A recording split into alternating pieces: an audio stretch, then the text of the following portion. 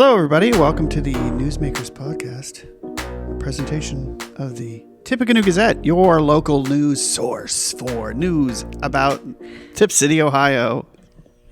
This reminds me of something, though. I often get stopped and people ask me about the partnership.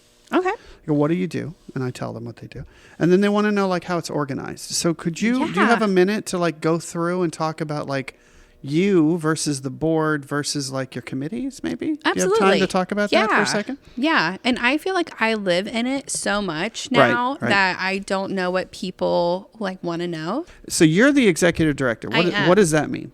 So I am the executive director, and it is my job to make sure that we maintain our accreditation with Heritage Ohio and Main Street America. And you work with the city on on all the stuff that they do, and coordinate with the local government, local business leaders, and citizenry.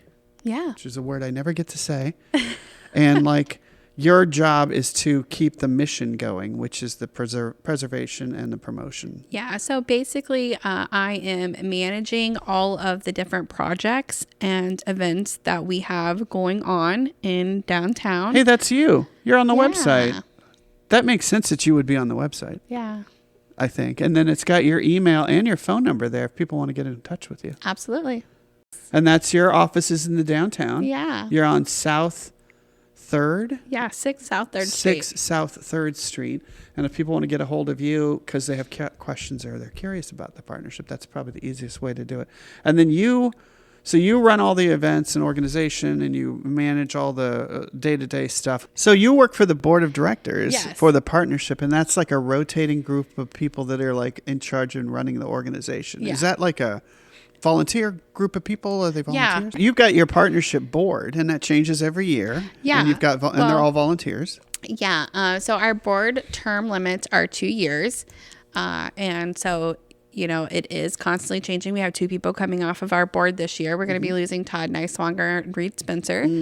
So I know I'm currently looking for someone. I really want to have a diverse board because your board offers opinions on your day-to-day operations and our work plans and our strategic plans. And for me, it's really important to have as many people around that table that are from different aspects and areas. We already have a realtor on there. So Mark Davison, he's going to be our president next year. I'm not looking for another realtor to take Reed's spot. I'm looking for a big industry or a big business to take that spot, because that's something that I've really looked in is, what am I missing from my board? What do I need to add to it? So I'm really just trying to diversify. And you guys meet regularly? How does that work? The board meets 6 times a year. Okay. So every other month, the 3rd Thursday of the month. And you're there for that. And do they go over what you're working on and then give you feedback? Is that how it works? Or do they tell you what to do? I don't know how it works. So sometimes they tell me what to do. That's good. If they're giving you feedback, then you're getting direction. Yeah, I love feedback. But, our board meetings, we come around, I give a director's report, and I just talk about what I've been doing since the last meeting, if they have any questions, really, because every other week, I'm sending them board reports that just kind of says, hey, today I met with Eric Mack, and then I met with my Christmas tree committee, and then I am taping a podcast. I just kind of give them a broad overview of my day-to-day. Or if there's any kind of issues or anything that's happened where everybody needs to be informed, all of that is in my director's report that they get about every other week. But at board meetings, that's their opportunity to kind of dig into those reports that they've got since the last board meeting. And, if there's anything that we need to discuss further, that's when we kind of get into that. Then we go over our financial report. Our treasurer does that. And then, we go on whatever is on the agenda for that meeting. So whatever project the Downtown Tipp City Partnership is working on, we work in our board meetings on that project, and we assign work to different board members to bring back to the next board meeting. Good. And then our committees. So it's a working board. They're involved. It's definitely a working board. That's cool. And if somebody wanted to be on a future board or board of directors, would you suggest that they start in the committees, work in the committees Yes. first, and then kind of work their way up to the board of directors? Yeah, so last year, one of the things that we did is we worked really closely with Ryan Liddy, and he helped us change our bylaws to really be more in line with the Main Street best practices. And as we were doing that, something that is now in our bylaws is that people can't just join our board. You have to work in a committee prior to joining our I board. like that. That's a smart move. Yeah, so if you're interested in joining our board of directors, we have several committees that we invite you to be a part of. We have our 4 main committees, but then also all of our main events are also a committee. Oh, okay. So for like the upcoming, you've got this, you got a lot of different events that are coming up, and like each of one of those is its own committee, and then you've got your 4 standing committees. People ask me all the time about that. What are your different committees, and like what do they do? Yes. Hold on, I think I'm going to have the hiccups. Oh, go for it. Hiccups are awesome. I love it. I don't want to have them. They No, hurt. it's fine. Don't worry about it. So so I get a lot of questions about all the different committees that are part of the partnership, and where I think people would like to get involved, but they kind of want to know what they're signing up for. So you have 4 different committees, and this is all on the website. And how do those committees work? Okay, so I'll just kind of get into this a little bit. Our Sure. design committee, we'll start with that one. Okay. Our design Sorry, I was committee. talking over you. Design committee, Yes. and they do design, I bet. I'm Yeah. going to guess. They do design related stuff. They do. So, one of their major responsibilities is the downtown beautification efforts. Right. Okay. So, that kind of makes sense. They are funded by the Vintage in the Village event. So that event, it brings in money because those vendors that are on the street, they're paying a vendor fee. Right. So those vendor fees, they go into our design committee. That goes So towards, you're saying you have different committees, and then those committees are responsible for different areas. Yes. And then those areas are funded by some of the individual events that happen. So if you're Correct. going to an event, some of the events, the specific profits or some portion of the proceeds of those will go to support individual programs by these different committees. Absolutely. That's really cool. I like Yeah. the way. So it's a very transparent. Also. Yeah. So the Vintage in the Village and our Adopt a Pot. So you can adopt one of our downtown planners for $300, and that. So on your website, it says the design committee strives to improve the look and feel of the historical district by implementing Main Street style design programs. So if somebody had an interest in that, Yeah. like they were into that kind of thing, and they wanted to be on that committee or involved in that type of work, that's the kind of thing where they go look at the website and then they call you and be like, hey, I'm new to town. I'd like to be on this. How does that work? And then you can walk them through all that kind of Yeah, thing. we meet the second Tuesday of every month at 12:30 in my office. And are you looking for people to help? We're with always different looking for people. We are committees? not. We're not going to poo-poo anybody Are and you turn full anybody up? away. You're full up on all the committees. No, we would You've never do that. You need people. We for have all some that. great committees. We do, I'm not going to. I mean, you do. Yes. We not do. We definitely have some great committees, but. And then the design committee is in charge. So, for example, the design committee, you're talking about the facade improvement program. Yeah, so that goes through our design committee. That committee funds it. They do always apply for a matching grant from the Tipp City Foundation, but for the most part, the Vintage in the Village and the Adopt a Pot, it funds all of our planters downtown. All the flowers that look beautiful, Right. And then our facade improvement, which gives our building owners the opportunity to apply for a grant Right. to kind of get a facelift on their building, because we've got to take care of these old buildings. That is a great program, and I love the way you've got them all listed on here. So another committee you've got is your operations. What do they do? Yeah, so our operations committee, they're the biggest advocates for the Downtown Tipp City Partnership. They are responsible for getting new friendships. They're responsible for helping get donors and sponsors along with staff, aka me. That's you. They create policies and they manage staff. They probably are like the bylaws when you update. Yep. Like any the kind of admin policy, stuff. all of that stuff. They also pay, all the bills, Yeah, the that's rent, the printing company. It's good to have that because you want somebody to kind of be like overseeing that. Yeah. And then you've got, and how are they funded? They probably don't. Do they need funding? No, they are definitely funded. Okay. They have, our rent is expensive. yeah. They have the most expenses actually. Mm-hmm. They are funded by the Bourbon and Chocolate event. They are funded by, so every year they do a fundraiser. This year it's our family vacation raffle that we're giving away in July. Those funds go to our operations committee. Any of our friendships, those funds go to the operations committee, and any donation that's not specifically marked for something Okay. goes to the operations committee. That's good. And yeah, and I didn't think about that, but there's all the day-to-day expenses that have to get paid. Yeah. That makes sense. Yep. And then it says on here you've got an economic development committee. How does that work? So our economic development committee are kind of rock stars, I'll tell you. Last year they got the new Wayfair signs. Those are great. I love those signs. They are responsible for the door cups, and they get the sponsorships for those, and then get those in the businesses. And our 2025 door cups are out now. Nice. And then this year they're working on 2 actually huge things. So we're doing these Main Street mixtures, and we had our first one on January 4th, and it's just a good way for the building owners, the business owners, and the Downtown Tipp City Partnership just to really kind of collaborate more and get to know each other. It's just, relationship building. That's cool. Because that's important to have. And then our economic development committee is also working on a small business grant that's going to go live January of 2026. So they're developing this grant program and raising the funds to start this. And then that grant program will start next year. That is great. And they are funded by the St. Patrick's Day Beer Crawl. And then coming soon, first heard here on the Gazette. It's an exclusive. Tipp Cityopoly. Tipp Cityopoly. Tipp Cityopoly. Tipp Cityopoly. Say that fast.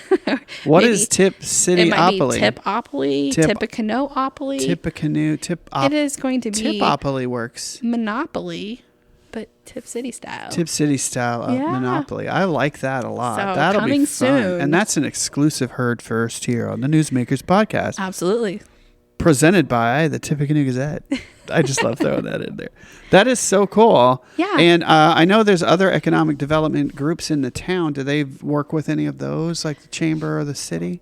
So actually, Matt Spring, who is part of the City Economic Development, and Meredith McKee from the Chamber of Commerce are actually on my economic development committee. Really? Yeah. Really? So it's like it's not just an economic development committee for the downtown. It's also like you're pulling in resources from the whole city. That's amazing. We are all about collaborating and working together with as many people as we want. That is very, very cool. And then you've got another committee here, the promotions committee. I hear that's awesome. That is an awesome I happen to be on that committee, and I'm on that. I'm on that because I want to hear what's going on around downtown, and it's good for me to be involved with that with the newspaper. So tell me about the promotions committee. What do they do? I can guess from the title. I bet I know. So the promotion committee they are responsible for promotion events on social media, print, and in the media. They are also responsible for printed promotional materials. Nice. So maps and flyers and dining guides and the community blue refrigerator card. Oh, I love coming that card. soon. So excited about the blue card. Yeah. And they probably do the Facebook and all that. Yeah, all that. We have a great group of volunteers that are doing our Facebook. Thank you. So you didn't have to say that. Yeah, they're fantastic. It's a good core group of people, and then we just got a couple new people. Yeah. It's neat. I love the way we get new volunteers all the time. And like I said before, if you're new to town and you want to get involved, it's a great way to get involved. It's a great way to get involved and meet a lot of people and like have some fun tasks that you're in charge of, but it's nothing like, you're not out like putting a new roof on a building in the middle of summer. I mean, it's not hard work, but it's fun and you're involved. And it's rewarding because you're giving back. Because you're like part of the downtown and you're like supporting all the different things the partnership is doing. Yeah. So how does the promotions committee... did I talk about the Economic Development Committee, how they get funded? Yeah. Did you talk about their funding? Yeah, the Tipp Cityopoly. Oh, that's right. Yeah. Tipopoly. And then the Promotions Committee also is supported by a couple of your events that you have. Yeah, the annual dinner and Putterpalooza. Which is not the same as Tipopoly. Yeah. Those are words that are going to just tongue-tied. I'm going to get tongue-tied with those. Yeah. If I can say them correctly, that's a win. So then we also have this fifth committee that's not really a committee, but it's very important to the partnership. And honestly, it's probably what a lot of people know the partnership for, and that's events. And so we are required to do and that's an event. You're the events committee. Because you and that oversees kind of all the other events, all the events that are happening. But you were saying earlier, all the big events have their own like committees. So and then you're kind of overseeing the smaller events. Is that what that is? So our events for Heritage Ohio purposes and for Main Street purposes, we have our bigger events. Those are fundraisers. Right. So, and those funds that are going into all of those other committees, we're not counting those as an event, even though we both know that they're an event. They're huge. Yeah. So our events that we have, we have an educational event every year. So this year it is our preservation workshop. We have inclusive, family-friendly events. That is very important to the partnership and to myself, is to make sure that we keep having those events that are family-friendly for everybody to attend and that are free. So our Explore Downtown, that is, a great example of that. Our Jeep Cruise-In is a great example of that. The Christmas parade and then the tree lighting. Something that is different is our Jeep Cruise-In. We do raise funds at our Jeep Cruise-In through raffle basket sales, but all of those funds go to the Tipp Monroe Community Services. And I don't think people realize that, how much we contribute to the Lunch on Us program because of the Jeep Cruise-In. Yeah, I don't think people know that. Yeah, so, just sharing that. We also are required to do shopping events. So we do those between the sidewalk sale and the mom shop pops. We do community outreach events. So that would be your Talk of Tip and the red carpet prom event. And all of our events are paid for through grants, sponsors, and then our big event that we picked up last year, Tippecanoe and Christmas too. That is an expensive event to create, but it also creates some funds. So our main goal for that event, until we figure out exactly how it's going to fit, is it's going to just pay for itself and any of those other smaller events that we're not able to get sponsored. Break even for now until you get kind of figured out how. Because I think some of these events, the big events, especially events that you take over from other people or programs, you kind of have to have them a year or two before you kind of figure out how's that going to fit into the mission. Yeah. And then how do they need their own committee, that kind of thing. Yeah. That's great. That's great. So Dawn Kramer was the chair of that committee last year. And she's also, she's one of our new board members this year because she did work really hard on Tippecanoe and Christmas too last year. Right. So she worked all year on that committee. So that's how she was able to become a board member. And the other question I get a lot is what are some of the bigger, not events, but the bigger programs that the partnership kind of spearheads? And Dora, I get a lot of questions about Dora. So what is the relationship between the Dora district and the Downtown Partnership? Yeah, so Mike McDermott, who is on our Economic Development Committee, he also is the chair of the Beer Crawl. Myself and him, we've had a lot of discussions with the Ohio Liquor Control Board, just making sure that all of our events fall within our DORA requirements, and also that we can keep our downtown listed as a DORA district. Right. So we know that some communities, they have DORAs and they're charging people for DORA cups. We know that oftentimes businesses are having to purchase the DORA cups. And if you're a small business, sometimes that's, an expense that you don't want to have. So we do work really hard to make sure that we're providing those DORA cups downtown. So that's an experience that we can offer to. So the other one that I get a lot of questions about is that facade improvement program, which we talked about before. That is like a standalone organizational program that takes helps properties upgrade kind of their look and feel through grants. Yeah. Upgrade or preserve. If you have something that's damaged and you need to fix it, we want to be able to help you. So we have this application. You can apply anytime during the year.